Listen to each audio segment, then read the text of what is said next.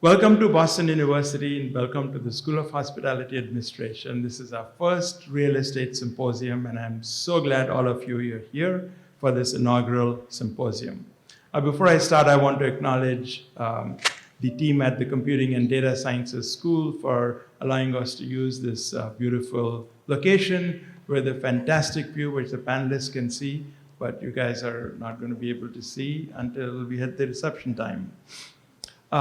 What I want to do is I want to start off by sharing a little bit about how we came to this real estate symposium. And I'm going to promise to keep my remarks short since you want to hear the panelists here: Hilina, Ajakaiye, Nia Grace, Nicole Obi, Darryl Settles, and special thanks to our moderator, John Borders IV, who is the Director of Tourism, Sports, and Entertainment for the City of Boston.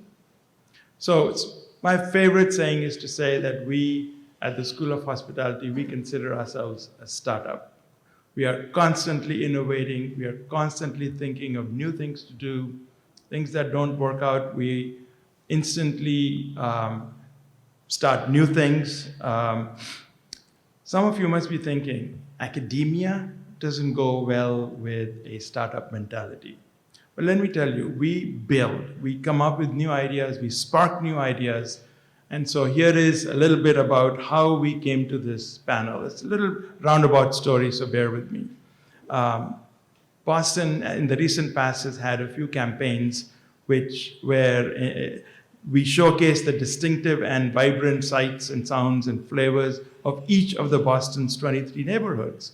So we took students on a tour to introduce them and explore Boston beyond where they would usually go, which led us to visiting and learning the rich history and exciting vision for the Nubian Ascends in Roxbury with Colin Knights, an entrepreneur who runs Live Like a Local tour. I know he's here today.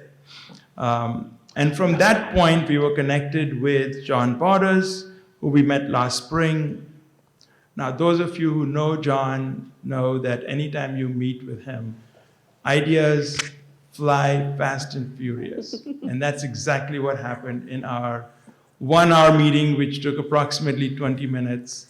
And in that 20 minutes, we came up with so many different ideas. A lot of them we are still pursuing, but this is the first one that has actually come to fruition. It is. So that meeting, we came up with this idea of a panel discussion with these experts that you see before you, to dig into the topic of the future of urban real estate.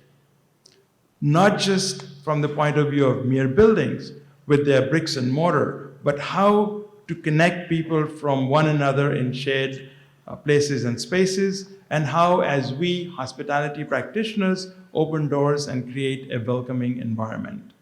So here we are today. This is one of our startup initiatives.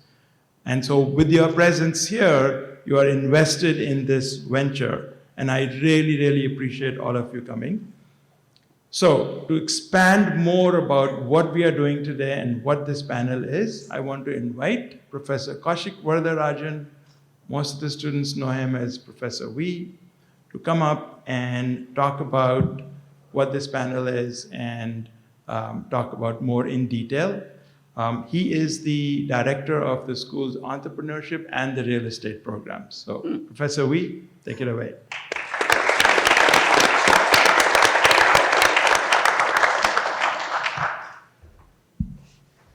Thank you, Dean of Major. Good evening, everyone. As the Dean shared, my name is Kaushik Varadarajan. Professor V becomes the easiest thing to say. And I'm an associate professor of the practice and director of the real estate and innovation and entrepreneurship programs at the school, including the newly launched graduate program in hospitality real estate. While I'm not doing all of that, I think today is a perfect venue to finally confirm what my students have always suspected. Yes, the secret is out. I am a stunt double for Dwayne Johnson. Okay? I lovingly call him the Rock, and he lovingly calls me the Pebble.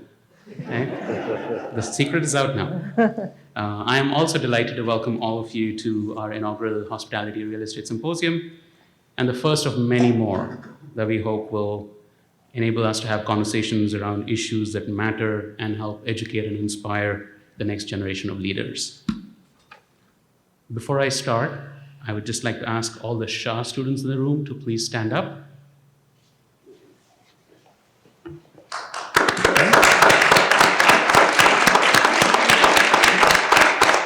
And could I ask all the Shah alums in the room to stand up, please?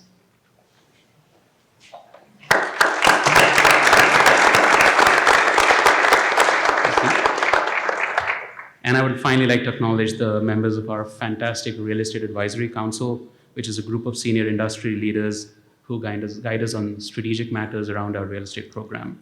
We have a number of them today who are here with us. Dave Ruger, then we have Zach DeMuth, Chad Sorensen, Jonathan Jager, Josh Bowman, Spencer Davidson, and any others who are here today. We thank you. So if you think about it, all of you are part of the hospitality industry and is a part of your life in many different ways. Whether you grab a coffee on your way to work, when you get on a plane, when you go to watch the Pats win, hopefully, or when you go to a Taylor Swift concert. Right? By the way, I've heard rumors that Taylor Swift is going to be performing for us later today. So just, actually maybe I'm the one spreading the rumors, so just let's not talk about it again. Or when you're celebrating life's special moments with your loved ones in restaurants or hotels or resorts. The hospitality industry is always around you, and you're a part of it. Great hospitality can make a day even better, but more importantly, great hospitality can make a rough day easier to deal with. That's the magic of hospitality. We believe great hospitality and real estate are similar in that they can either be a really powerful force for positive change and impact in the communities they're based in, or they can just be something that extracts resources from these communities. Great developments can create spaces and places that are inspirational and where people can live better lives and come together. With the many challenges that we face in the world today, I think our world could use more such spaces and the vision to create them. For that reason, I'm very excited to hear from our next panel and to learn from all of them. With that, I'm going to throw away the remaining 18 index cards, and I have the pleasure of introducing John Borders IV. As the Dean mentioned, he's the Director of Tourism, Sports, and Entertainment of the City of Boston, who will engage our panelists in a really meaningful discussion. Thank you, John. Thank you, Dr. Kaushik. Hello, hello, hello. We up, we good. Awesome. Thank you so much for the introduction to Arun, to Mara, to all those who had anything to do with making this possible. Thank you all so much for hosting us. Good afternoon / evening almost, Boston University. That's me. I have a little bit of a background in education. I grew up in the Black Baptist Church, and call and response is really, really big for me, so I'm going to try this one more time.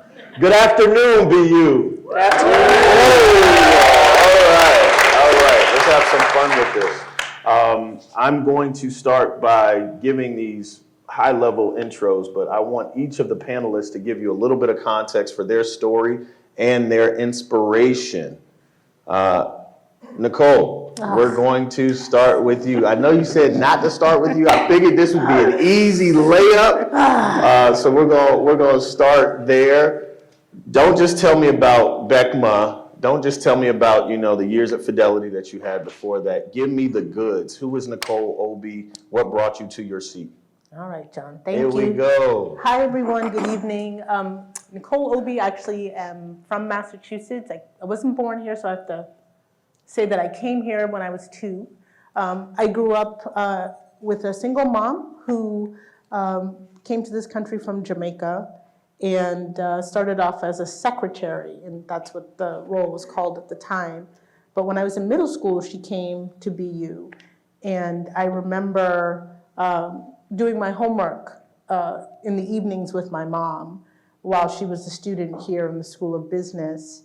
And when she graduated, our lives really changed. Just we were on a different trajectory after that. We immediately went into the middle class and sort of never looked back. And so I always have BU always has a special place in my heart. And so I'm really happy to be here this evening. Since then, I went on to go to Hampton, historically black college in Virginia, came back, went to MIT, and have just had some really great experiences as an entrepreneur, as a business exec in a corporation here. And now I get the privilege of leading a nonprofit organization called BECMA, the Black Economic Council of Mass. And we are an organization that really focuses on building Black wealth through primarily supporting Black-owned businesses across the Commonwealth. So thank you for having me. Thank you for that. Nia Grace. Grace by Nia, Darryl's Corner Bar, Underground, just recognized as BBJ's one of the women that means business for 2023. SG Rowe, shout out to you. All of you. So I'd like to say you out here cooking, you making some noise. Give us some, it's cooking. No, Yeah. She's cooking, pun intended. real quick. Yeah, real well. Give us some details about who you are, what brought you to your seat. Well, thank you, John. Thank you, everyone in the room. As I said, Nia Grace. I'm from Boston, second generation from the neighborhood of Roxbury. I spent some of my formative years in two of what I like to believe the greatest hubs in the nation for hospitality, entertainment, and development, Miami, Florida, and New York City. While I was in those locations, I really kind of honed my talent for production and management on the talent and event side, as well as community building. I have about 25 years of diverse professional experience, but I spent 15 years in the hospitality industry. I started as a cashier. I was a front of house server, manager, and now owner of 3 establishments, award-winning, the most recent Grace by Nia. I'd say that my story is definitely one of taking chances, one of being told no and still showing up regardless, and one that's definitely rooted in the arts. And so I'm super excited to sit here with a panel of my peers and friends for real to talk about how the intersection of entrepreneurship and development can really change our society. So thank you. Phenomenal. Hilina, my friend, EVP at Meet Boston, Rise. Give me details on Rise and Meet Boston, but who is Hilina? Oh, How'd you get perfect. here? Thank you so much. To be here today amongst some of my closest friends, actually, all of them, is exciting, and this feels like such a great evening, and to be in front of all of you. So Hilina Ajakaiye, I'm actually an immigrant from Addis Ababa, Ethiopia. My father, I'll start with that story where he made it here through a political asylum in 1972 and found himself in Cambridge. He was an attorney in Ethiopia, but came here and couldn't be an attorney because he didn't go through the school system here. He drove cabs all day and worked overnight security guard at the Cambridge Hyatt Regency, where he then finally found his way back to Roxbury Community College to start school all over again. So think about us doing school once, he did it twice. So he did undergrad at Northeastern. From Roxbury, he went to Northeastern and then found his way to law school and became an attorney here. And why that's important for me to mention is that he reached back to his daughters. He left 3 daughters, I was one of them. And I came here in 1987 at the age of 12. I did not know the English language. And I came on a one-way flight to Boston. I'm very passionate about Boston. I spent 20 years of my initial career after finishing my undergrad at Dartmouth, and then went to Northeastern to do my MBA, but I spent it in retail. I worked for Ahold Delhaize, for those of you who know Stop and Shop. I started running 1 store, 17 stores, 24 stores, and then my last role was running brand marketing and strategy for 451 stores.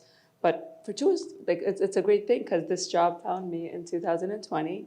I got a call to come to hospitality and tourism, and it all fit. I'm very passionate about people and immigrants and people that make the destinations that we live in.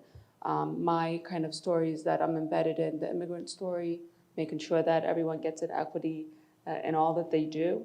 As an executive vice president at Meet Boston, and we'll get into that, I have that unique opportunity to be the first Black woman to be hired in that role. Although it came to me uniquely, I feel like I should always have been in hospitality. I love what I do, and I love being in front of all of you, and I can't wait to learn more. Awesome. Thank you so much. Last but not least, Darryl Settles, Managing Partner, Catalyst Ventures. Give me more than that. Who is Darryl? I know you got here in 1984. You didn't want me to tell that to everybody. But give us a little bit more background on who you are, how you got to your seat. Sure. But first, I'm happy to be surrounded by these powerful three Black women.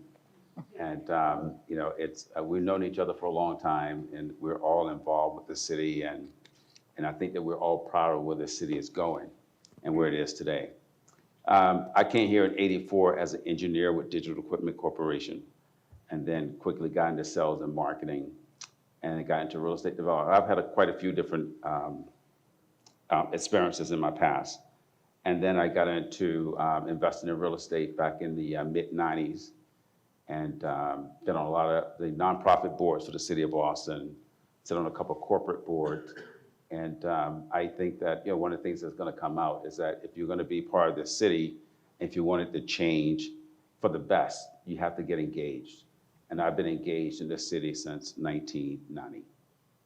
Love it, love it. To play on that concept, and I'll ask Nia to jump in first, and then Hilina. As we think about placemaking in the city of Boston, we have so many people who come here. Boston's a very transient city, transplant. Some people claim it as their own. Some people come here and I won't say take, but then they jump back to their respective homes. Why Boston? Why now? What does it mean? Why is placemaking in Boston so important? Well, I'm from Boston, right? And so placemaking in Boston for me is important because I've always been here. Now, I may not have always felt welcomed here, and at least my predecessors, my mother and their family may not have always felt welcomed here, or that they had spaces and homes, but that's what I saw, and that's what I believed. And so, you know, I went away for school, and I lived in New York, and those were great places to actually want to stay and thrive, and I could see myself immediately as I was coming up.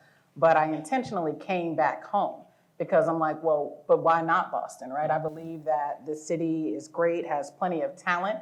I mean, we're sitting in the room with nothing but talent right now. And it really just took somebody to really be intentional about saying, well, I'm here and I'm investing in it. I'm willing to reinvest in it. I remember the time where I would go to the Nubian Square, which was Dudley when I was coming up, and we would go on the weekends and we would do our shopping and we would find everything in our square. And I remember it so vividly, and I was maybe, 7 and 8 and 9 years old, but as I came back after college, I didn't have that anymore. And so I'm in my 20s wondering what happened to that part of Boston that I would imagine should have just grown and flourished and spread some more. And I realized that at some point in time, I had to be a part of that revitalization as well as that newfound growth. So Boston, because to me, it's always been home, and I believe that more people need to see themselves here. Phenomenal response. Hilina, give me that from a tourism standpoint. You get to position Boston to not just the nation, but the rest of the world. Why Boston? Why now? Yeah, it's interesting when I'm listening to Nia, I'm thinking about storytelling and the power of words and the power of marketing and how we tell the story of destinations, and we get to do that every day. We get to do it domestically and internationally. And I think it was about 1.5 years, maybe 2 years ago, when our former mayor challenged us to change the narrative of Boston. Folks would not want to come to Boston for one reason or another, and primarily it was around not being welcomed. And that's when I realized, and my team and I, that the words that we construct, the campaigns that we construct are so, so critical. And as I listened to Nia talk about some places that used to exist that are no longer there, I think if you don't get involved in telling the stories of how things were, how things are, and how things should be, we miss the mark in placemaking. As the third largest economic engine for the city of Boston, we employ over 170 people, 1 in 10, where the national average is 1 in 16. If we don't tell the story, people don't want to come here. Folks have asked me, oh, you're from Boston, and I'm very proud to be here because I really feel like diversity does belong here, that although we have our challenges every day probably, and that we can all account, if we're not here anchored and telling the story that we are here, that there is joy, there is things to do that is culturally sound, whether it's going on a tour with Colin or going in downtown where you're not expected. So I think placemaking is important, but most importantly, I want to underscore the power of storytelling, and that affects people and how they can feel like this is home or this is not home. One of the things you talked about that will set me up for a question from Nicole is this concept of Boston externally. It's one thing to, and Nia, you touched on this, to be from Boston and not feel like you have a place here. It's another thing to come to Boston and then assert yourself and call Boston home. Nicole, bring me into the mind and the work that you're doing with BECMA and how that kind of plays a role in really elevating the conversation for equity when there are contracts, when there are things being spent, and there are so many businesses that are kind of self-identifying and raising their hand and saying, we want to be a part of this conversation. We have the ability to do the work. We can scale up. Like, what does that look like from your seat? From my perspective, I lead an organization where we really are there to support Black-owned firms, Black-led firms like Nia, like Colin. And so we hear this story all the time. We know that our entrepreneurs, and that's what they are. If you have a business, you are an entrepreneur, that they are hungry for opportunities to really continue to scale their businesses and help Boston and Massachusetts realize its full potential. And I truly believe that we as a Commonwealth won't realize our potential as great as the area is if we don't involve and include all of the assets that we have that exist across our various communities and activating them. So we're really excited about supporting our entrepreneurs in realizing their greatest potential. And that potential doesn't necessarily look like everybody else, so we recently, my organization just moved into Nubian Square, what used to be Dudley Square, and there are a lot of very small storefronts. And that's actually fine because a lot of the businesses that would do really well there are small. And so it's, you can't just say it has to be a huge location or else it's not, you're not going to get the return on investment.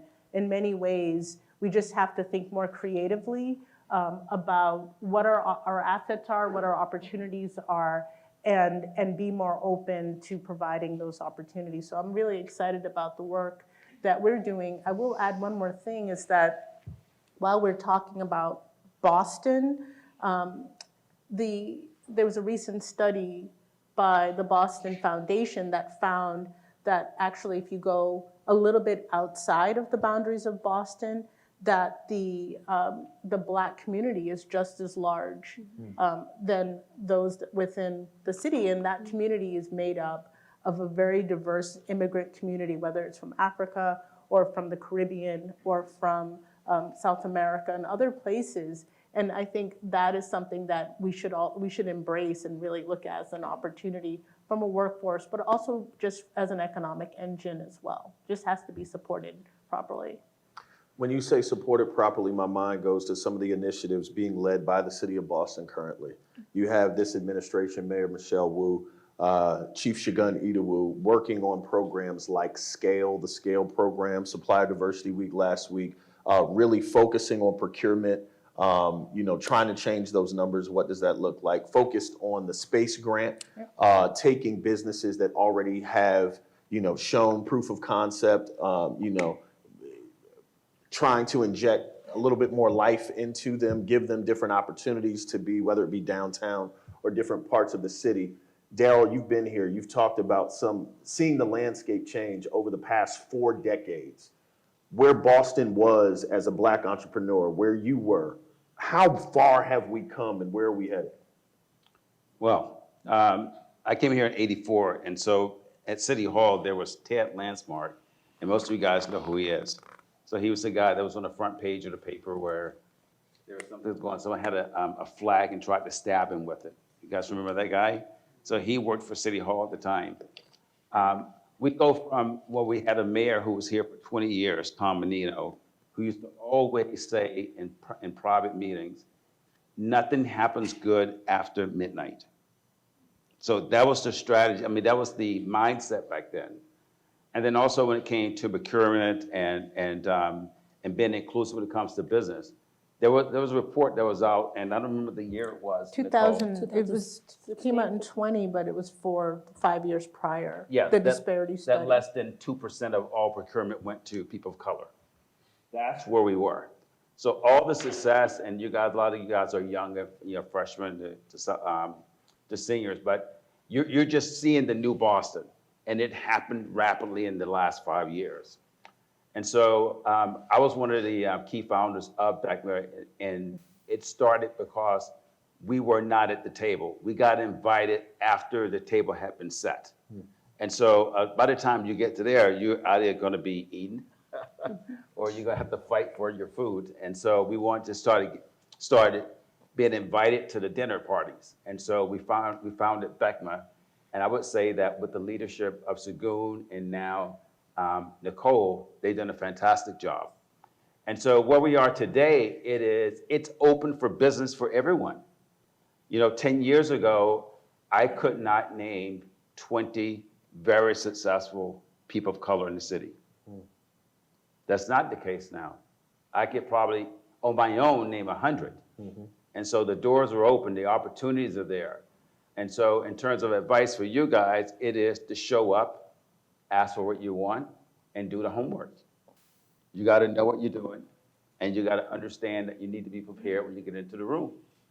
And so to me, I am amazed at the number of young people who have really taken the horns and taken the responsibility and fighting for what they want. Nia has done a fantastic job over the last 3 years.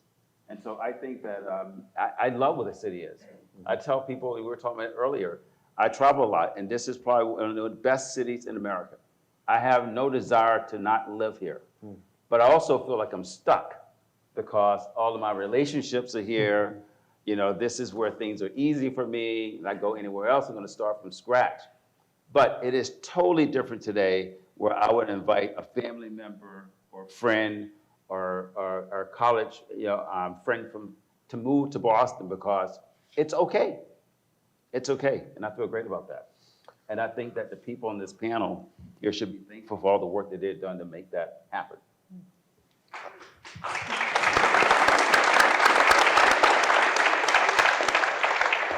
One of the things that you talked about was building something to ensure that you had a voice, you had a seat at the table. There are a lot of young people in this room that may not feel as if they've had access.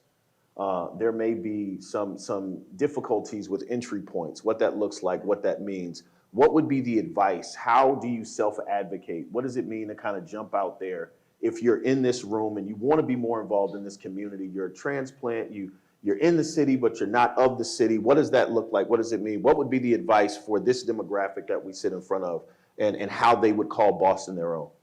But I would like to finish what I was saying earlier. I think that the city is open, so you're young. And when Mayor Walsh became the mayor, the first thing that he did was most of his leadership were young people. That has never been the history of Boston. And so he made that transition, and there were many of us who said, what in the H is going to happen at City Hall? You have all these young people with no experience and no role models, and here they are, they have these powerful positions. And now this administration doubled down on that. And look where we are. Everyone's walking around with a smile. So the opportunity is here. Don't be afraid of it. Again, grab it by the horns because now you have the ability to do whatever you want to do. I'm not one of those that believe in that anyone can be anything they want to be if they're not prepared. But if you are prepared, you can. Yeah, I mean, I think about some of the conversations, phone calls, texts that go on among some of the few people that think about this all the time. And I think about, at this point in my career, at 46 years old, having seen what I've seen in the city of Boston, I advise all of you not to have a leadership style that's risk adverse. It is painful to make change happen. And it's not sometimes popular. I would say that being in the room is a start.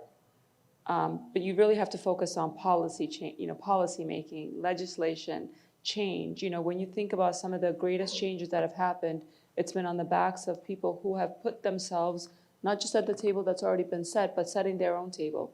And I could tell you that, you know, if you're not having those hard conversations with yourself, if you're not leading intentionally, it may not feel like you're seeing change or that you're a part of the change. So what I love is that your generation is the boldest generation I have ever seen. I think I'm a risk taker. I think every day I say, you know, oh man, I'm gonna be in trouble. I shouldn't have done that. But I really hit the floor, you know, my feet hit the floor running, you know, every morning thinking about, it's not about Hilina, it's about the next person that's coming after me. So as young as you all are, you know, I have a 14-year-old, you do too, I have a 17-year-old.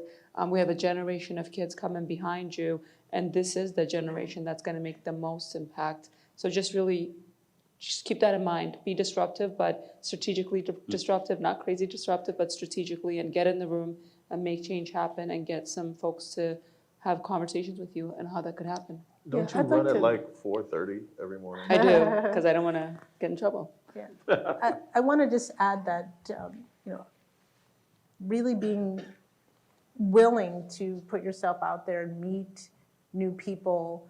I have never had an opportunity by answering a post or an ad or anything like that. It's really about the relationships. And not every relationship or every interaction is going to lead into a deep, meaningful relationship. But it is important. When I was an entrepreneur, I had a goal of meeting, this worked for me, 5 people every week. It didn't really matter to me where I met them, but it was important that I had a goal, get out there, meet somebody.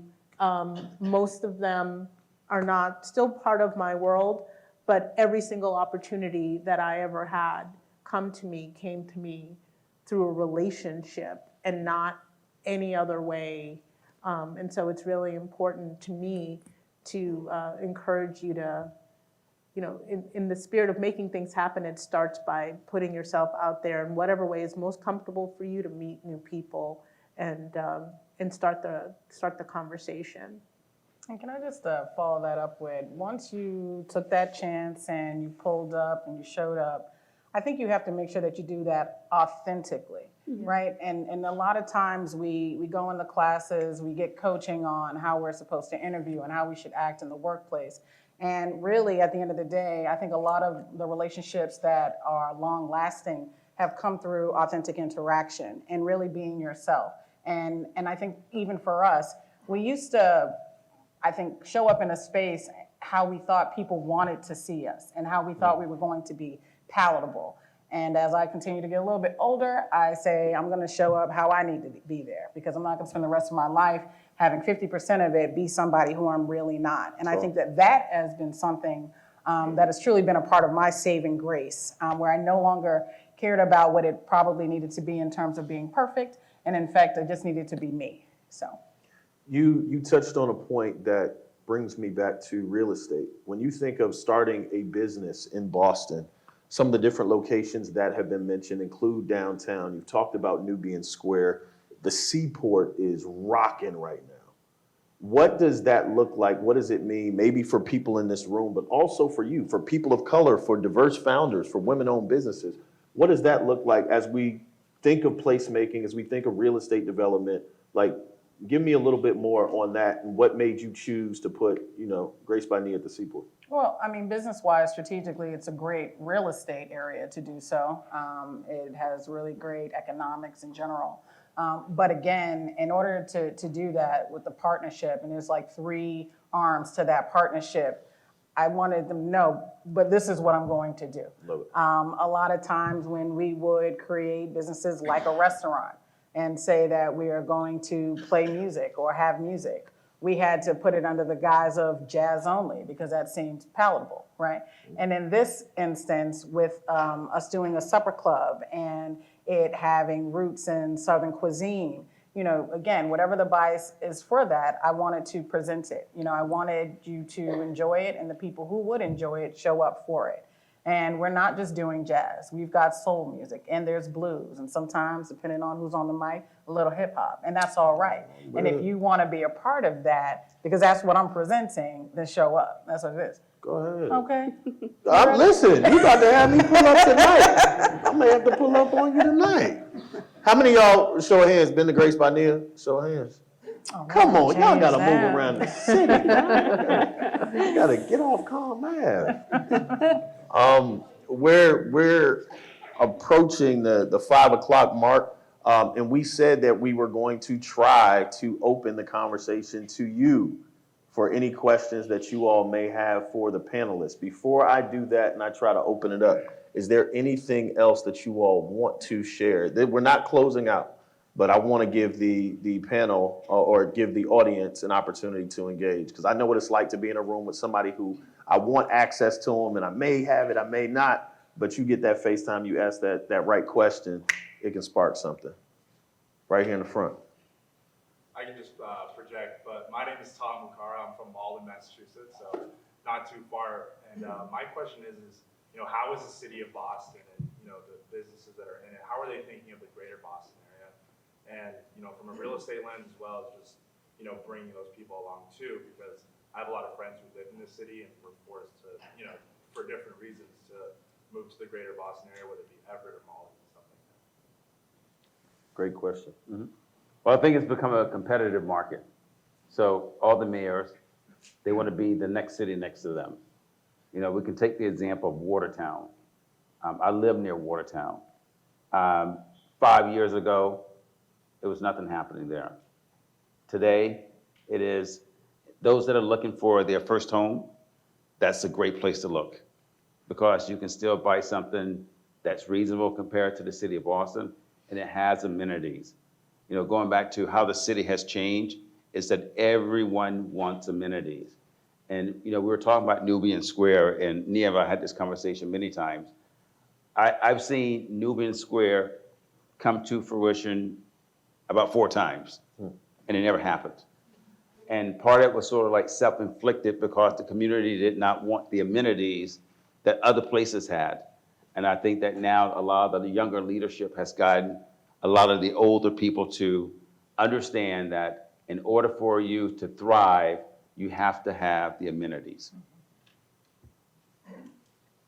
That answer your question? Yeah. Right here, Kasha. So oftentimes when you're looking to start a new venture, the big challenge is capital. Okay? And it feels like banks only want to lend money to people who don't need the money. Right? So how, with what you're seeing now, how difficult is it to find capital for new entrepreneurs? Like even people in this room who want to start new ventures, what can we do to make it easier? I think we've seen. Go ahead. I mean, it's always been challenging, like you said, for people who don't have money to get money, affordable, adequate capital. It's particularly challenging for, Black and brown entrepreneurs. And so there's been some movement around different types of entities that are focused on providing that capital. And so, there are organizations called CDFIs. Some of our major banks have an eye towards more equitable lending opportunities. We, of course, have Black-led institutions. There's a Black-owned bank called One United Bank. There are funds that are geared towards either lending or providing capital, but it's still very challenging. And there's a lot, that makes it challenging. What I would say, though, is that it's definitely doable. I also think that we have to be creative about how we go about this. So one entrepreneur by themselves may not be as a compelling opportunity as if maybe partnering with someone else for the same idea. Maybe together you'll have a broader breadth of services or greater geographic coverage. So I think it's just an opportunity to be really creative. There's so much going on in Massachusetts and in Boston that I feel that it's an environment that's open to creative solutions. And there are organizations like BECMA and others that are here to help. But going it alone is, I think, probably one of the most difficult paths to getting access to those types of opportunities. And I think we want to kind of rethink that that paradigm that you kind of have to do it by yourself and think more creatively about how you can do it with others. Hi, my name is Jeremy. I'm a junior in Shaw. My question is, obviously you are all respected entrepreneurs. Start over for us, Jeremy. No problem. That intro was strong, brother. Start from the top. No problem. My name is Jeremy Subai. I'm a junior at Shaw. My question is, obviously you're all respected entrepreneurs and congrats on all your success. My question is, if you had to give one sentence of advice for a student of color trying to work in this industry, what would that be? Because obviously you all had to get through adversity, so what would that one sentence of advice be? Mine is don't go it alone. Partner, One sentence. look for help. Yeah, don't go it alone. That's my sentence. I would say you belong in every room. Get all the experience you can. Find someone who has achieved the success and the destination that you want to get to and kind of latch onto them, have them be your mentor. Yeah. You weren't directing it to me, so. Well, I mean, Well, I mean, I'm up here, so I might as well try to answer it. Serve, serve, serve. Service has got me into more rooms than talent.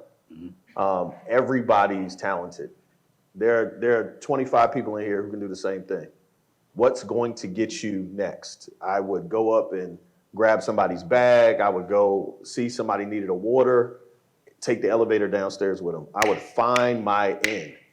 I would never go to the talent directly. If it was an artist I wanted to link with, whatever that looked like, you find the manager, go to the driver, find somebody in the entourage, find your entry point, and from there, add value. And when you add value there, you gain access to X. I have a skeleton key right here on my wrist, tattooed, because every time I shake a hand, I'm unlocking something. It's very, very, very, very intentional. So serve, serve, serve. Other questions? Other questions? Back right, then we're coming right here in the front.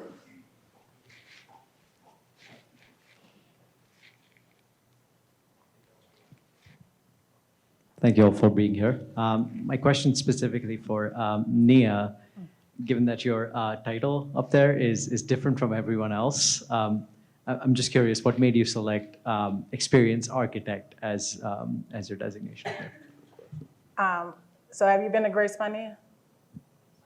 That would have been proof to the pudding. So for me, it literally is, you walk into the space and I described it as disarming, in that you're caught off by the look of it, the smell of it, the people that are there, the sound that you hear, and trying to do that in many different spaces. So we do it at Grace, we do it at Darryl's, you can do that at the Underground. I produce a music festival. I want people you're gonna remember an experience more than anything else in your life.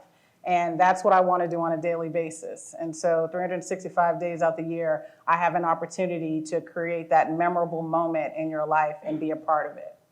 Yeah. You bring me to a question. I'm coming right back to you. What was the moment that, right here, sorry. Yeah. What was the moment that made you realize that Boston was yours and that you wanted to stay? Everybody up here is talented. We can all go somewhere else and thrive. Why stay and make Boston what it can be? Hilina. wow. It's interesting. I came from a very, very kind of, I would say, clean mindset. Being born in Ethiopia, I really felt genuinely, and Ethiopia is, one of two countries where, it's never been colonized. We spoke our original language. Culture was important. My parents really instilled culture and connectedness. And so, interesting, the first time I felt like I wanted to be here was on October 7th, 1987, when I hit the runway and my flight on Lufthansa landed and I was an unaccompanied minor and I got here. And I felt like because of how I was raised, not only I had to find my father, who I hadn't seen since I was 2, but I just felt like I wanted to be here. That has continued. I think it was probably after I finished my MBA at Northeastern, I felt further that not only I wanted to be here, I needed to be here, because that was the time when folks were reminding me in a professional setting. Any of you remember your first job? I grew up in retail for 20 years, where I was the only one that looked like me in leadership. And it was actually a conversation right after my MBA at Northeastern where someone pointedly reminded me, oh, and by the way, you're a Black woman. And so I felt like I need to be here. And this is my home. I love the city. I've always worked here. And so 2 instances, but I was okay when I got here. I wanted to be here. And then I re-anchored more pointedly right after my MBA. Somebody else jump in. I'd say for me, it was, I wanted to get into restaurants for, I mean, at least 15 years ago. I had that thought. And I knew I wanted to maybe focus more on the bar side of it. But one of the things, the challenges were liquor licenses in the city of Boston and the capped amount of them. And then after you get past the capped amount, then actually trying to find one that's available, and then you find out what the cost is. There were just layers and layers of it. But it came a point where now our Congresswoman, Ayanna Pressley, was able to come from a different city, although she went to school here, BU in fact. She came to Boston and she planted herself here like Boston was her own. Absolutely. Like this, like you almost could, if you didn't really know her story, you wouldn't know that she wasn't from here. And she came here and wrote legislation and was able to figure out what folks probably didn't really want to figure out for decades, but was able to figure out legislation to get more licenses into the market. And to get licenses into the market that at first it was dedicated to areas where you didn't actually see them, right? Where they weren't really saturated in communities predominantly of color. And I watched her who had no interest in that industry at all. She doesn't have a background in it. There's no loved ones who own a restaurant or a bar or who wanted to do it. And she advocated for us in a way that was so powerful, and it made change. And we just put some more legislation up before the state for an additional 250 licenses to come into the market over the next 5 years. Again, in areas predominantly of color or disenfranchisement that are really gonna need it. And we've seen that success, right? As small business owners in that industry, we've seen what that means for our families and the families that we work with and serve. And so when I can watch someone do that and it be a woman of color, and to see so many people gravitate and support her mission and her story, and that's just one thing, right? But it happened to be something that is close to me. I felt, oh, I can maybe do it now, Yeah, right? absolutely. And that to me, that touched me, and I knew that Boston was mine at that point. Boston was yours. So. When was Boston yours, Nicole? You know, for me, I feel that Boston is the land of opportunity. You know, I see people have ideas and turn them into huge companies and just have these opportunities really take off. But an example is what we talked about earlier, where the city of Boston was actually purchasing at 1.2% in 2020, and last week it was announced the purchasing was up to 14%. And that wasn't very long ago, but it just shows you all this pent-up potential that we have right here. And so I'm really optimistic about if we can just get out of our own way, we can go very far, very fast. We have all the plumbing, all the stuff to make this place, this Boston, this Massachusetts, really be something special. And I've worked all over the country. I've worked in a couple of other countries, and there's really, I don't think, any place more ideal than where we are right now. They're too big, or there are too many other things that are making it so that it'll be difficult to realize that potential. But here in Massachusetts, I really do feel that we just have to get out of our own way, to Nia's point, and we'll be able to do so much more. And so I'm excited about that. Darryl, when was Boston yours? And I'm coming right here, then there. Well, I think what Nicole said now, it's really a great place of opportunity. But I bought my first business here in 1990, the old Bob the Chef's restaurant, which became Darryl's Corner Bar and Kitchen, which now Nia owns. I think that having that restaurant and being able to meet the right players at a time where people of color were not in the rooms to meet the right players. And some of you are close to my age. Back then in 1990, it was really the only black restaurant where white people went and spent time with other people, and where poor and rich athletes and entertainers came. It was the place in the city of Boston back in the late 80s, and when I bought in 1990. And so at that time, I jokingly say, but it's really true, a lot of CEOs used to come to Bob the Chefs just to say that they were cool. They would come there with a black executive from out of town. They would come there with white CEOs from other places just to say that they were cool. And over time, I got to know a lot of those people and got engaged. And once you get engaged in the city, well, I keep saying, get engaged, it becomes yours, because then you have access to the players. If you think you're going to work by yourself without everyone else and not having someone to sit to the right and to the left of you and to actually bring you into the room, then you're probably mistaken. Love it. Jump right here. Awesome, thank you. I'm James, guys. Hey, James. Hospitality and economics student. I'm particularly interested in economics and kind of understanding how, like, once everybody has a seat at the table, it's really pivotal in bringing up an economy. If you could touch a little more about DECMA and the role you guys play with Boston. Sure, absolutely. The Massachusetts Taxpayer Foundation, which is pretty conservative, did a study a few years ago, and they found that if Massachusetts closed its racial wealth gap, we would grow the economy by $25 billion in just 5 years. And so that's what I mean, there's a lot of pent-up potential. Growing the economy, though, is gonna be different than maybe the way it was done after the wars, and they were bringing the GIs back and building the middle class. It's the same type of movement that could happen, but we would probably do it in a different way. But what our entrepreneurs are really seeking is that capital so that they can grow. They have a lot of pent-up demand.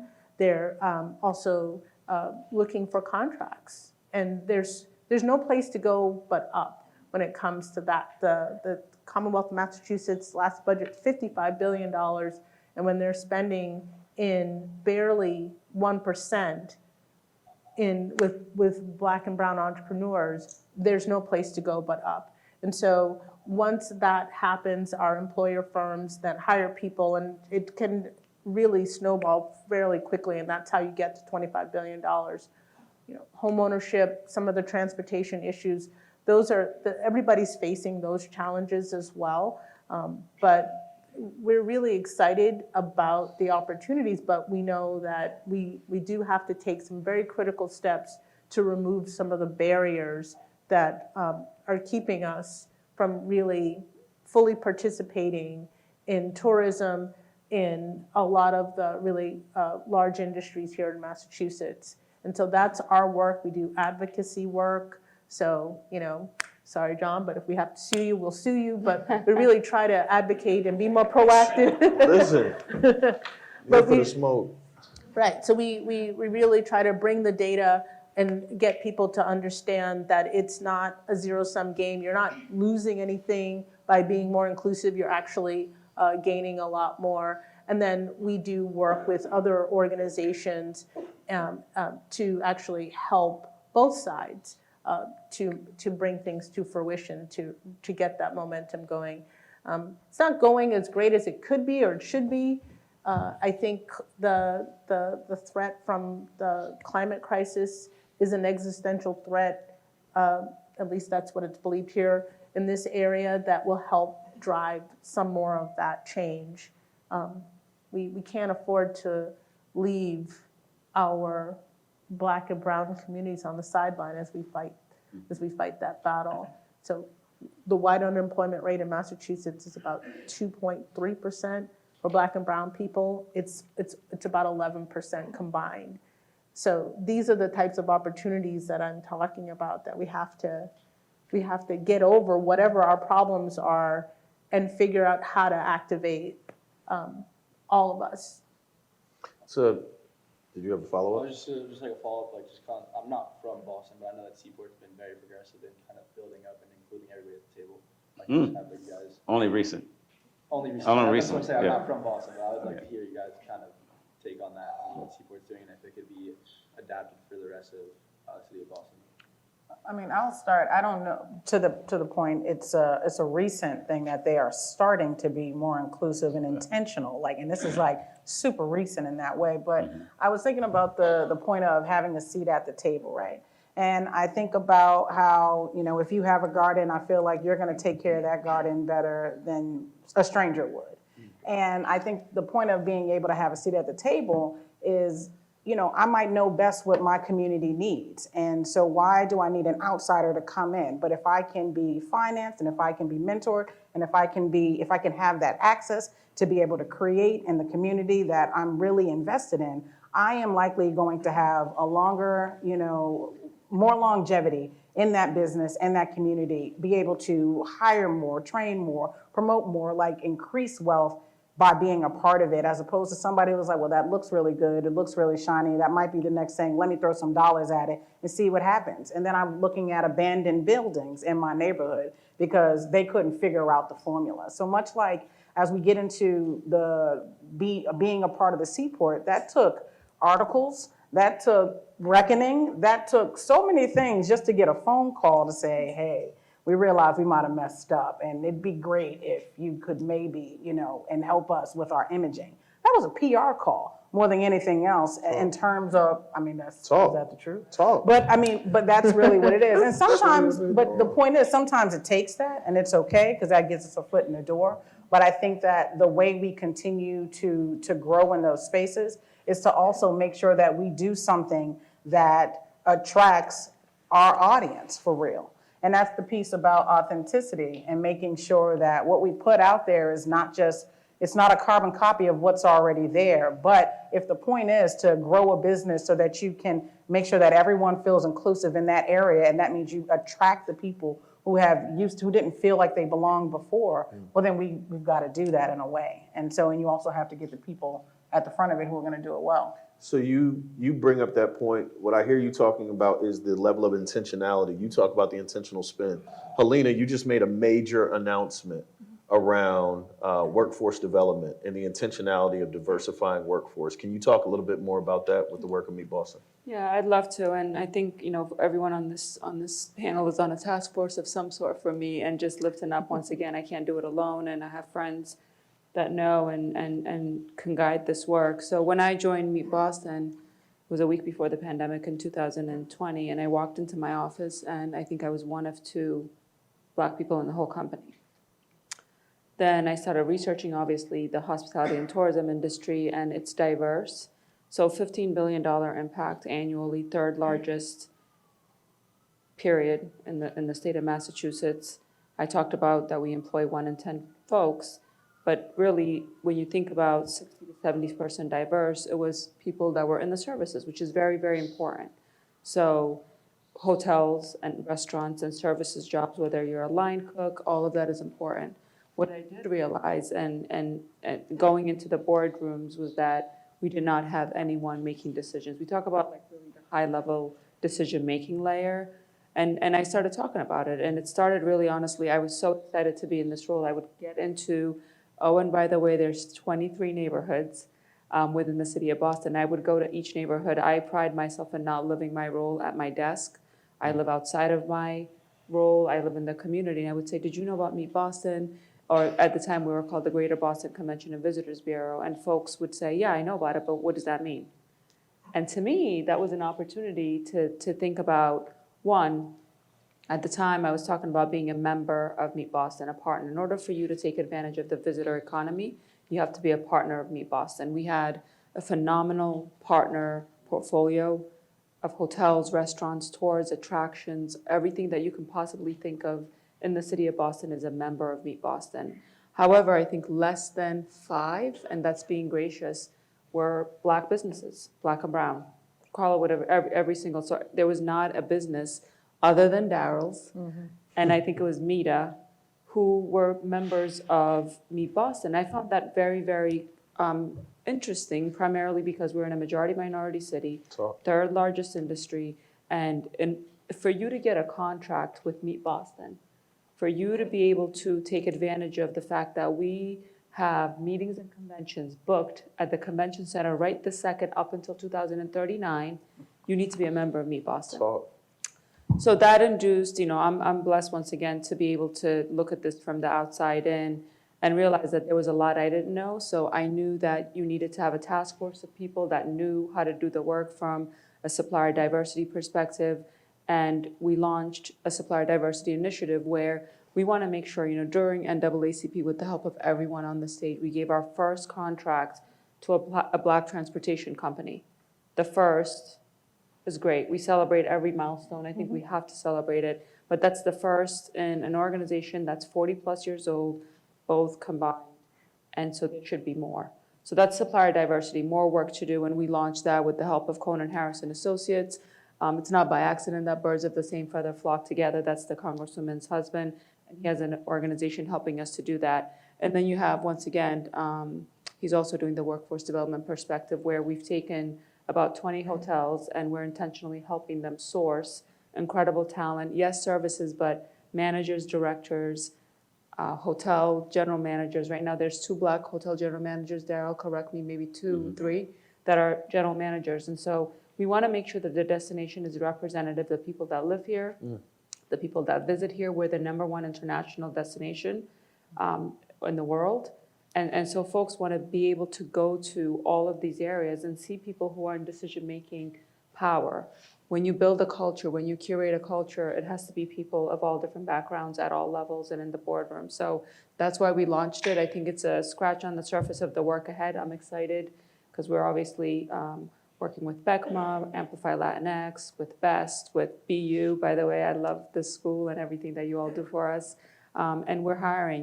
We've been hiring workforce very intentionally ourselves so that I mentioned 2 people when I got there, one of them being me. Right now we have over 10. That's intentional. And do that. And so more to come on that, but I think we'll diversify in a very intentional way in both places. Keep leading, Hilina. Yeah. Question over here. Oh, Darryl, did I cut you No, off? I was just going to say in 1990, when I bought the restaurant, I think there was only one Black manager that I was aware of in the hospitality industry, and that was at Legal Seafood. Just one. And so I was on the board of the Massachusetts Restaurant Association, and I was just having a challenging time of finding experienced people of color to work in the restaurant business. Because all of us, the immigrants that were here, were all working in the kitchen. And they weren't chefs. They were dishwashers, prep guys, bus boys, bus girls. And so one day I went to a board meeting, and now this is a really true story. Went to the board meeting, and at the time, Roger Berkowitz of Legal Seafood was the president of the board. And so we spent the first 15 minutes going around to all the board members and saying, what's good in their company and what they're working on.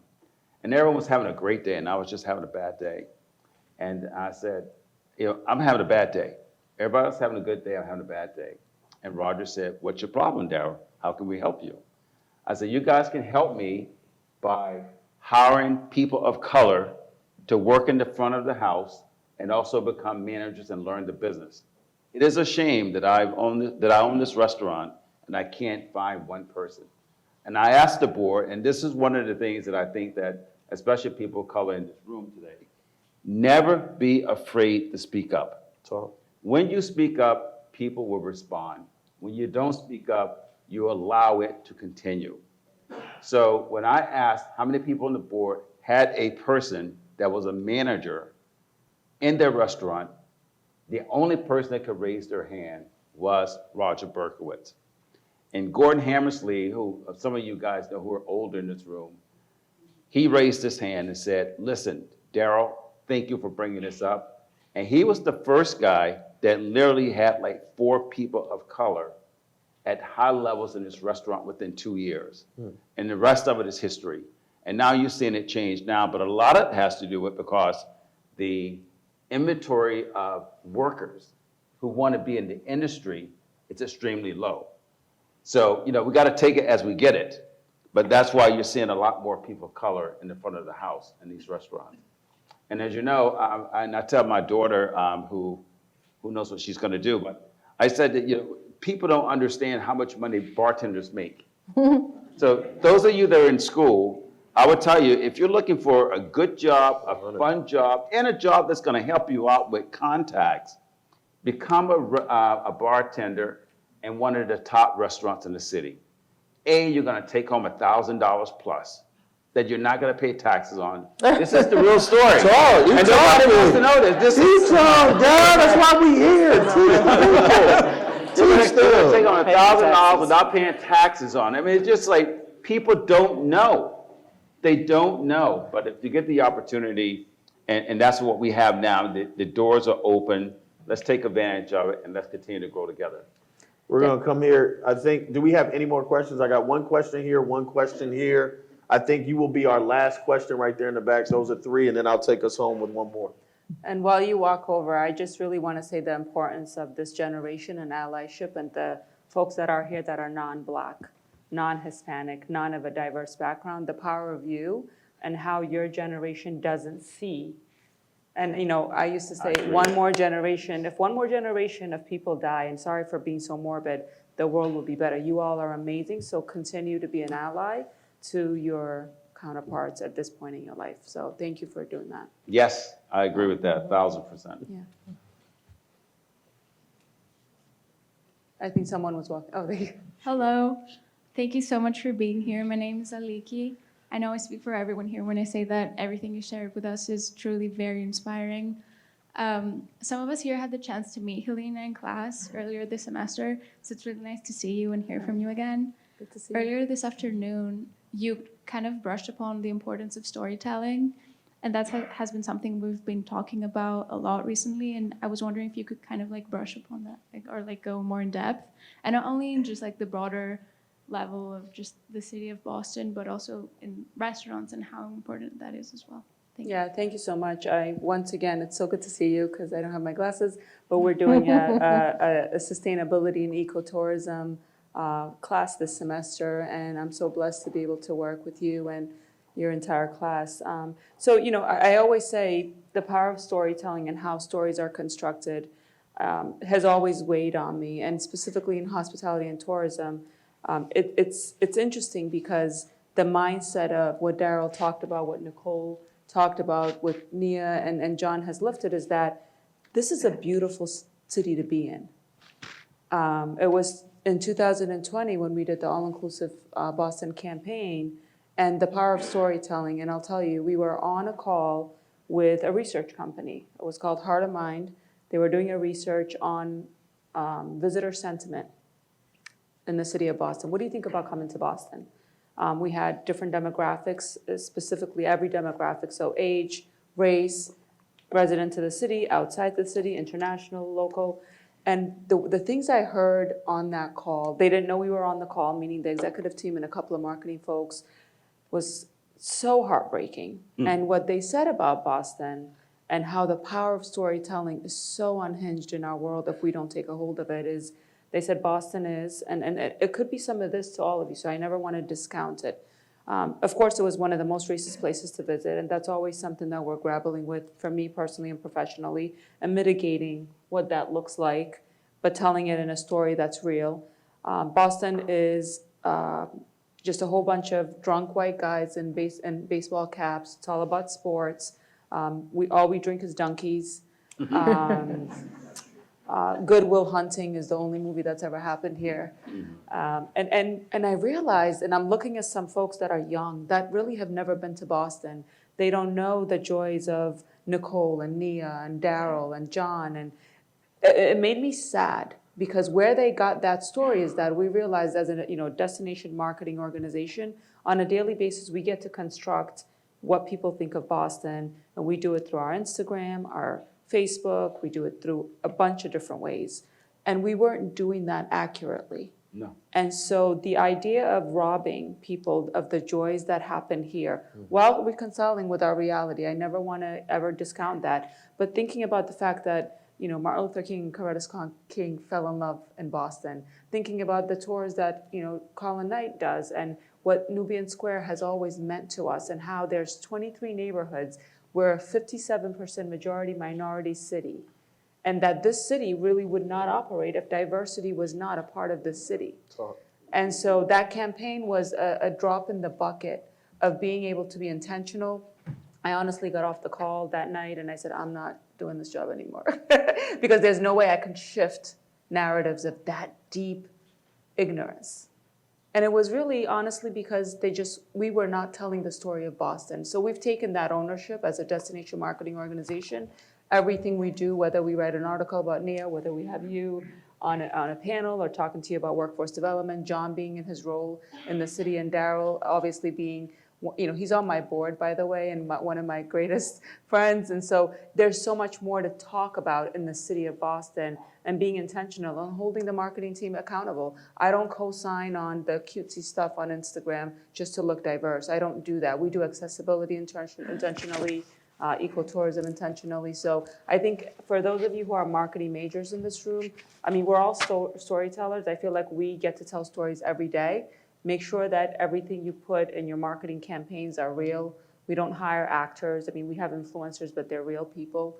But that's what we were talking about that day, and I always talk about it. And I'll say one more thing that I think has always been embedded in me in terms of storytelling. I talked about coming here, and I would tell people, I'll be like, Nicole, I'm from Ethiopia. I was so proud. I'm like, I'm from Ethiopia. And all of the kids in school would be so sad.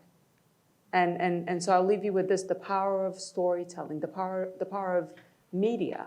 All they knew about my country, Ethiopia, was that in 1987, around when I came here, there was famine, which was like a small part of Ethiopia. It was real, but it wasn't where I lived. It wasn't what I experienced. So I went on an exodus, teaching people about other things in Ethiopia, and it impacted me. And I always knew that if I was, when I was in Ethiopia, we watched TV for an hour, and we watched that America was beautiful. We never looked at, drugs and none of that. There was no crime. It was beautiful. Money grew on trees. You never had to work. Everything was perfect. And so that's the power of storytelling.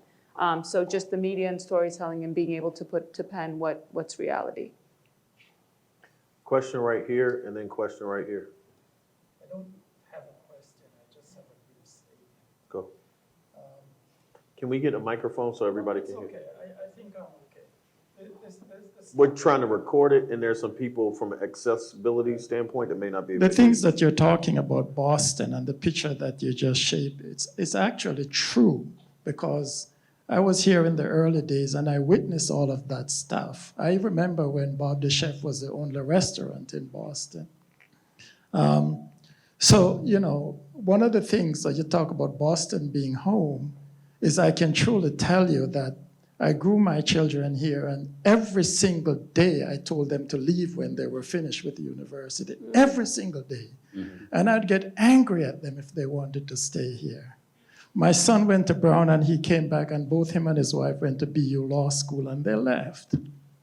My daughter went to law school and she's in California. My other son went to law school here, he's here, and my son who is here next to me. The reason why I'm telling you this is because Boston was such a hostile city. Mm-hmm. And the things that you're talking about, this is a big change. I never thought I'd see an African-American panel that I'm sitting here. I went to school here. I'm a physician. I left. The first thing that I did when I graduated was I tried to leave this city because it was just so hostile. Mm. So, Darryl, you spoke up because you had nobody, you couldn't find anyone, and they took the lead, and now things have changed. And you're all making these changes. I applaud you for this. I never ever thought that I'd see this in Boston. I never thought that I'd be with a panel of entrepreneurial people in Boston, because every single thing I did was try to leave when I was here. Mm-hmm. And, my son left and he joined a law firm in San Francisco, and he said to me, Dad, you told me to leave. My daughter left and she said, Dad, you told me to leave. But so I will just tell you, this is a remarkable change, and I applaud you for this, and thank you. Thank you for saying that. I think as we transition to your question, thank you so much for the reality, the vulnerability of your story, because I think one of the things we also hear is how there needs to be a level of reconciliation between those who experienced what Boston was compared to the Boston that you all are inheriting. Because so many people have been fighting to ensure that the narrative of Boston changes, and not just the story, but the reality of Boston changes. For BU to have this level of intentionality, we could have had different people on the panel. When these names were thrown out there, there was a level of intentionality ensuring that the panel looked like this, to come into this room and to have this conversation. So it takes decision makers who care, who are going to ensure that placemaking happens, that diversity is happening. So thank you for your vulnerability and what you shared. And Lord willing, your grandchildren come to Boston. Come back, please come back. Yeah, come home, man. Come home. My man, he's going to be the last question. If you have a burning question, I saw you raise your hand last minute. If you have a burning question, then absolutely. But if it's something that can be held offline, we're going to wrap up before the reception, and then hopefully you can target that to someone. My man, you got the last question from the audience. All right, thank you. So much pressure. A lot of pressure. Yes. Thank you so much for everything that you have said. It's nothing short of truly inspirational. And thank you for hosting this opportunity. I just want to continue on the conversation of storytelling or telling the story. I know earlier, Ms. Ajakaiye and everyone here, you're here to tell your story about things. And I know earlier you said about, it's about asking hard questions to yourself and overcoming and just facing that reality. And same with the gentleman here with just, I know Mr. Settles, you just talking about hard questions, you ask the hard question to the people and to the industry, and that's how you change the landscape, pun intended. So I just want to ask, just personally, what were some of the hard questions that you had to ask yourselves, and how that shaped your motivation and trajectory of things? Well, one is you have to do the research and not just go on what people say. We're all in rooms where we hear someone say something and you just, like, that can't be true. And so you shouldn't speak up then. You should go back and try to do as much research as you can. But once you get that data, then you start sharing it in groups. And sometimes you need someone to be there with you, and then other times you can do it solo, because there is a pushback. Not every time that I speak up did I win. And there are often times where people will try to minimize what you said, but you have to keep coming back. And then I got the reputation of, if you don't want to know, don't ask him. Mm-hmm. And that's a good reputation to have. Yeah, I would just say, I think it's a lot of psychology. And for those of you who've studied psychology, I think to be able to be in it and not move when things are not in place, I think the question I ask myself is there enough room in this room for me to make an impact because of one person's mindset? What's the goal of being here? Mm-hmm. And is that person's mindset, could be more than one people, is it critical to the result? So I constantly have to ask myself, it's about being strategically disruptive, right? It can't always be about how it's making you feel, it's how you react to it. I've been in rooms, and I'll take it back to retail for the sake of my current team, but I mentioned to you I was in retail 2016, and I had a guy, every time I called a meeting, who would say, let's make reusable bags great again. Let's do what again? Let's make reusable bags great again. He was talking about a specific person in leadership at that time, and talking about politics, and he would just mention it every time. And it took me probably 5 meetings to address him.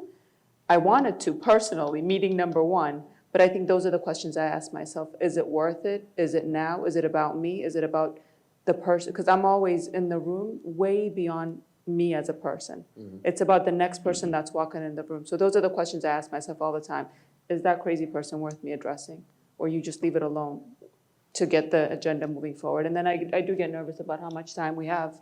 I want as much time on this planet to make change, and every second of it counts. So, Nicole, then Nia, Yeah, and I'll close us out. I ask myself, why not me? Why not us? And why not now? And if I can talk myself out of those things, then I'll move on to the next thing. But those are the questions that I ask, and I find that it's really helpful. I think I often ask myself if I'm qualified and if I'm supposed to be here and be in the space and in the room. And then I kind of resolve to the fact that if it wasn't my opportunity, then it wouldn't have been presented to me. And so I keep moving with it from that point. I think mine is why. I love when Simon Sinek shared, people don't buy what you do, they buy why you do it. Why is always a North Star. Why? What's the motivation behind it? Is it to be seen? Is it to be amplified? Is it like self-promotion? What's the why? Where's the why? My last question to you all before we wrap. First and foremost, thank you so much. Let's give a round of applause to this amazing panel. As we close out, I want a 30-second story, 30 seconds, we're timing you, 30-second story of someone who impacted you in your relationship to Boston. Whether it's a Bostonian who was here, who was a mentor to you, whether it's a parent, a child, a colleague. Give me someone, when you think of Boston, who is someone that had a major impact on you in your relationship with Boston, and why? Nicole, starting with you. The person that had that impact for me was a guy named Brad Feld. So I went to MIT Sloan, and he just gave me opportunities he didn't to get into the venture capital space and be a venture-backed entrepreneur. And you know, he had tough questions. He wasn't the nicest guy. He was tough, but he was very fair. And he really, because of that, I had experiences that I don't think I would have ever gotten anyplace else. So I'm grateful for that. Nia. That's interesting. I have to say, it's Darryl Settles, right? I walked into his restaurant 13 years ago looking for my third space. I found it when I walked into Darryl's Corner Bar and Kitchen. 5 years later, I was like, I really think I want to be a part of this industry. And I showed up, I pulled up, and I was like, well, I'm gonna ask the question. And showed up hard. I did. But when I showed up the first time, and he didn't always remember this, I asked him to be my mentor. And I'll tell you, the first thing he said to me was no. But that is what I said. My story is about hearing no's and then coming back again. And when I came back the next time, you know, that no at that point was it was not over. And this was my next opportunity. And he helped me plant here in Boston. I love it. Hilina. Yeah, you know, I mentioned earlier my father, you know, and I keep going back to him because I think for me, if he wasn't my father, I would feel this way. When we came here, I think the culture, you know, would ask us to be, of course, in ESL classes, and he said no. He said they're going to just go to regular classes and they're going to learn the English language. They know math and science, and that's enough. And he did this, you know, while he was driving cabs all day, going to law school at night, working overnight security at the hotel, and then to become one of the first Ethiopian lawyers to open his law firm on Mass Ave. And then he went back and went back to where he went to law school at Andover Mass School of Law, and he was a full-time professor there. He taught criminal justice for 32 years at Quinsigamond Community College. Oh, and by the way, only allowed me to do 2 years of high school and made me go to college at 15. And I did my last 2 years of high school simultaneously with the first 2 years of my college. I was done with college at 19 and a half. And I know, so for those of you who have fun in college, I missed that. I didn't go to prom, but you know, he just taught me that I just needed to be Runs at 4:30 in the morning, like, come on. No, so I'm my father's daughter, and you know, he's my greatest mentor. I think I've seen him mentor so many people around me, and I get to have that, and I'm blessed that he's still here, retired, but not really. He's still teaching, but he is the epitome of the woman that I am and why my sisters and I and my brother are successful, because he just never told us we couldn't. I love it. Darryl? But first, I want to applaud Nia for never taking no's. I was a sales guy and very successful at it, but one of the things they taught, throughout the program was that, if you can't handle a no, you'll never be successful, because the no, you got to find a way to get a yes. Yeah. And so you did that, and you've done quite well. I think the person who stands out for me, and most of you probably don't know this name, and she's had some personal challenges, but it's Senator Diane Wilkerson. Absolutely.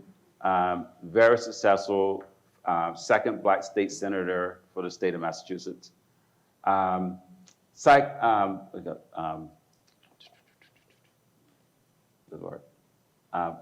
you can remember everything. Yeah.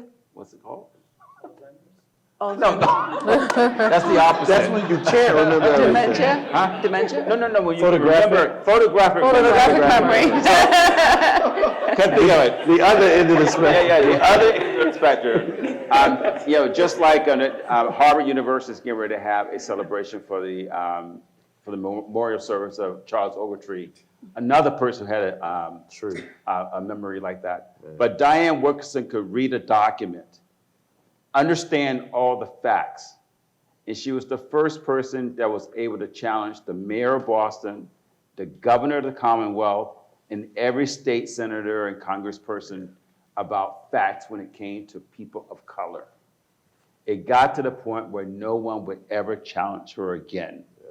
And that's why I go back to what I said earlier. Get the facts and don't be afraid to stand up, because I think she's the first person that really moved the needle in the right direction in a significant way, and she doesn't get enough credit for it. Phenomenal. I'm going to close with mine. Mine would be my grandparents. My grandmother, Bama McBride, second grade education, Alabama, fled from a domestically violent relationship, came up here to Boston and found refuge and opportunity in Boston. My Nana, Lily Mae Keyser, Wilson, North Carolina, also fled a domestically abusive relationship, came up here to Boston, found refuge in Boston. So when people talk about how bad Boston is, how racist Boston is, I don't see Boston as that. I see Boston as a place where my, ancestors came and saw opportunity and planted their flag and said they were going to be here. And as a result, I'm still here with my family, growing it, calling it home. I'm a dude who grew up off of Blue Hill Avenue in Dorchester and have had offices at the State House working for the only Black governor in the nation at the time, in Deval Patrick, and now a corner office at City Hall. Life is crazy. Honored to be here. Thank you all so much for enduring this panel. And thank you for the opportunity. You're welcome.